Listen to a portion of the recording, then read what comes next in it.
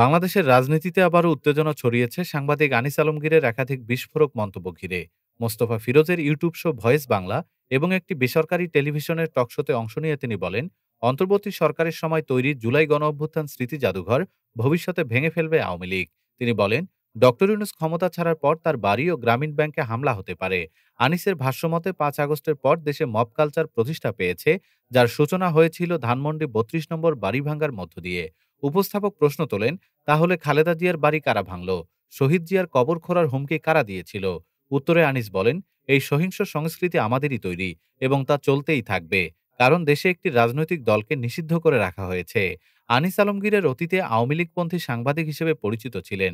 তার এই বক্তব্য নিয়ে ইতিমধ্যেই শুরু হয়েছে বিতর্ক ও রাজনৈতিক প্রতিক্রিয়া।